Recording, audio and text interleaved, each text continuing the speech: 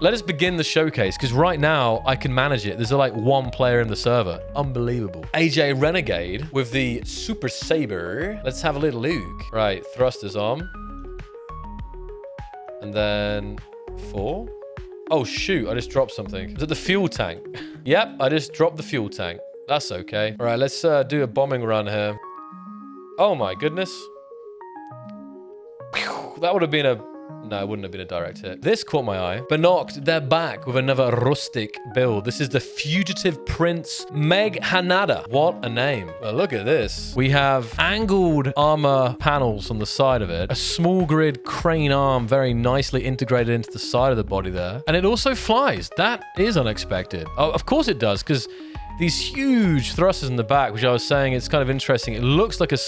When you see it like that, there's something about this bit that makes you think it's a much smaller vehicle, but it's absolutely huge. So if we come around to the other side, say we have that asymmetry going on, and this kind of has an open deck here. Also, again, seeing like this protective barrier here that's at an angle, this is also very cool. Let's go on board and go aboard and see what this interior has to offer here. So liking the vibe, it's a working vessel here. This is nice. It all comes down, in my opinion, to the fact that you don't see very many armor blocks used. I remember a day when so much of interior of ships was armor blocks. But due to the modularity and having stuff like this, which fits in flush with the walls and half blocks and all that good stuff, obviously you guys are well aware this is made out of blocks, but it's less and less obvious. I don't know if you agree with me here. Yeah, I can't get away from the fact that it would look super cool as a ship without the wheels. The last thing to do is to take it for a ride. So if I'm going to hit 1 and 2... Oh, hold on a minute. And take off. Turn on the dampeners. Hit a couple of trees. And we have liftoff. I'm struggling a little bit with the... to keep in the air. Like, I mean, I'm not pointing straight up, to be fair, but... Well, let's see here. If I just aim up more. You need to press 1 on the tool... Wait, press button 1 on the toolbar. Oh, on toolbar 2! Okay, now we're cooking, I think. Yes. There we go. Okay, I think we're getting somewhere now. Right, I'm coming in for landing. What a gentle landing. Take the wheels off. I feel bad for doing this, but... Right. Now let's have a look at it. I'm not going to try and fly it, but let's have a look at it. That's actually pretty sick. Keep it up the great design work. I'm looking forward to the next ones already. I see a Cylon Basestar. This is built by Tracker. I also see Raiders. Not to scale here, because obviously the Basestars are huge. I mean, like, these things come out of the Basestars, and like a lot of them. I don't even know how the hangar layout is, but still, it looks very nice here. It's actually a really, really well-designed Raider. I mean, this is kind of to scale, I think. Actually, could be wrong. Maybe it's a bit I can't remember the movie now, the TV series, when they get the Raider. But no, when they're crawling around inside, like, I feel like this is actually pretty one-to-one. I want to say, I think it's honestly the most detailed, accurate version of a Silent Raider I've seen over the years. Great stuff, Tracker. We have the Talon class dropship. It looks a little bit like Quinjet. You guys know, I think, I do love them, but I think like dropships must be one of the most commonly built small grids. Infinite. It's a fantastic looking Infinite ship here. Talon class dropship. Behind me here, we've got Chicken Fry Ramen. They're back at it. And this time, this looks like a Chicken Fry Jedi Starfighter. It's got to be a Jedi Starfighter. Look at these shapes. We'll take it for a quick spin. Thank you very much. Oh, sorry about that. Oh, hello. Oh, I didn't hit anything yet. Watch my skills, guys. Look at that skill. See that? Has a hyperdrive ring for when the update comes out. That's cool. So like a small grid hyperdrive ring. Very nice. Right. You guys want to see some sick skills? I'm going to fly underneath this vehicle down here. Oh! I was so close. I honestly thought I was going to one-shot that and you guys were going to be like, damn, Zox actually got good at flying. And now you just think I'm terrible again. Oh, I don't know if I can make this. I can't make it. No. One last shot at this. We got this, chat. Look at this. Look at this speed. Beautiful. Not even a single crash. Beautiful. And that is a clip. John will clip this and say, Look at Xoc's mad skills. Last shot. I become a professional pilot if I make this. It has been decided. Very nice chicken fry ramen. Very nice, very nice. Ah, kind of got like a little pickup truck. Futuristic rover. Let's have a look. We got little steps going up to the cockpit. It's a nice cab here. Look at that cab. It's very nice. On the back, we got like a flatbed, and I think it looks like this is something that it can carry. I think it might need like a bit more ride height. It seems to get stuck on. When I turn aggressively, it stops. So I'm wondering if this Martian rover I'm now seeing, you want to actually check if it's catching on anything. It's very nicely designed. I think it just needs a little bit playing the wheel settings. This was made by Mr. Ladder, who is, I believe, new in the chat tonight. Indy113. Dope helicopter. So it's automatically... How do we have thrusters here? It's automatically spinning. How would I... Is it a remote situation, maybe? Yeah, nothing's working here. I can spin, but it's a clang... Oh, my goodness. Okay. I saw the toolbar, and I was like, how will changing the rotor speed? So it's a...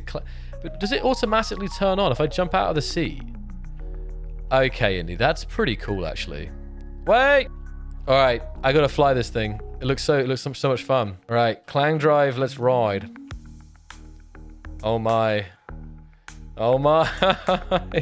Takes you back to battle. Oh no, it's forcing. Okay. All right, clang drive, activate. There it is. Oh shoot, it's actually pretty powerful. But it's not that easy to control. Hold on. Like, I can't... I'm trying to tip forward, because obviously that's what I'll need.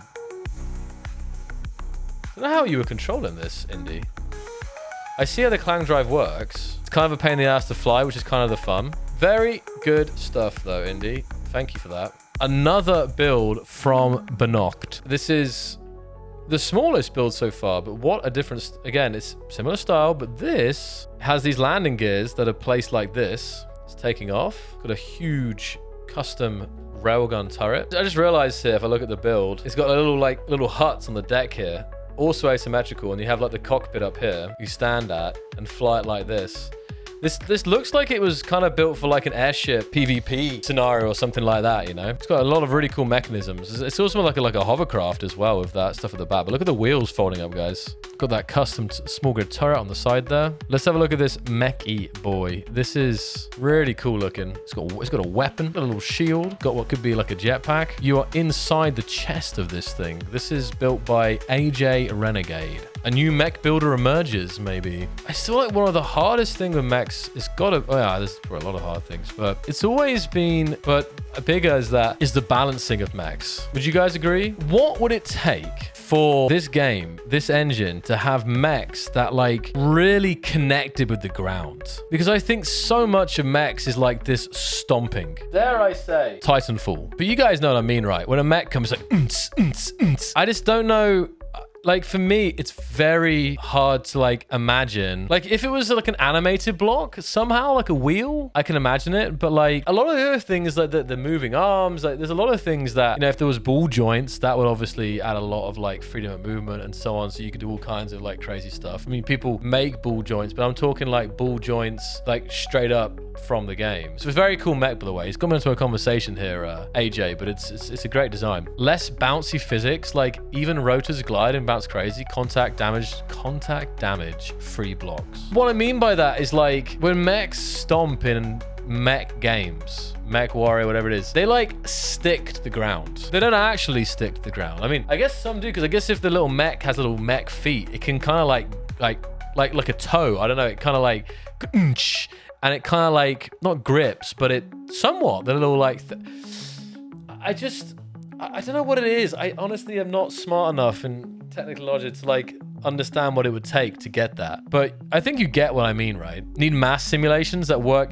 Is it because blocks and space engine is... No, but it's not to do with lightness, because it's the same if you have a massive ship. If you have a massive ship, sure, it's not going to bounce like a mech would. But I don't know. I mean, I guess in survival, when with damage turned on, hopefully when a ship crashes, it kind of like sinks into the ground a bit and doesn't... Sometimes it can bounce a bit, you know, physics with it. It's almost like mechs need to like damage the ground. I don't know. Like you could you can kind of achieve it with like mag blocks, I guess. So it has that like real connect. Mass blocks that are only affected by planets. They don't push the ground and don't have a jumping motion. SE kind of bouncy planets. I don't know what it is. I just don't know enough about like engine design and physics to I mean, not physics, but like, you know, game physics to like understand. I mean, like this mech is pretty good, honestly.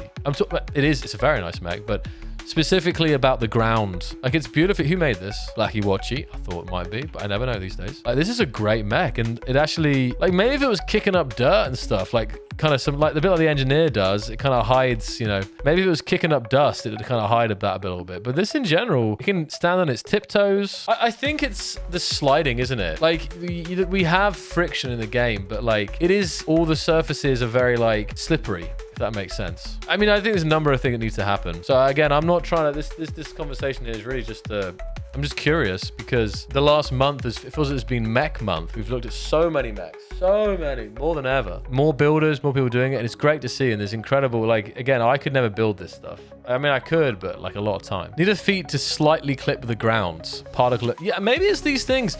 It's sound. So it's funny, isn't it? There's so many things come together. I think if they clipped into the ground a bit, so it looked like, you know, the feet were kind of going into the sand or the soil a little bit, you know. It'd be different on grids. The problem with MECHS is the ground doesn't absorb energy. Yeah. Yeah, exactly. And there's that energy transfer. Whereas I think just as it is now, it's like the ground is like a barrier. Of course, if you can deform it and stuff, you can drill and crash into it, but that's like a lot of force. We're just talking about stepping on it. Anyway, just a little discussion there, but it's a very, very nice mech here from Blacky Watchy. A small drone, I believe, from Supreme AI. Probably nothing right now, but we've got 5 rocket launchers, camera, large thruster. Is that warheads? No. Yeah, just a little compact drone here by Supreme. Curious to see that working with AI. And then below that, we have the Swallow, also by Supreme. Now, look at that. And that's actually, it's funny. I see what you're going for with the Swallow. I can't remember exactly how a swallow's tail looks like, but is it like this, guys? Let's take it for a spin. Yeah, look at that. Those swept back tail there. That's very nice. That's quick. I just noticed this. You have, this seems interesting. So next up, we have a tank that is also a turtle semi-rhino. It's mad. That is one mean looking turtle. We've seen the build before, right, Rodel? Is this the same as last week, but turtleified, right? I'm pretty sure this is the same Imperial Guard, I forgot again. Baneblade. We even got a little turtle tail here that has rockets on a camera. Unexpected. A surprise. I think this has to be the most deadly turtle yet.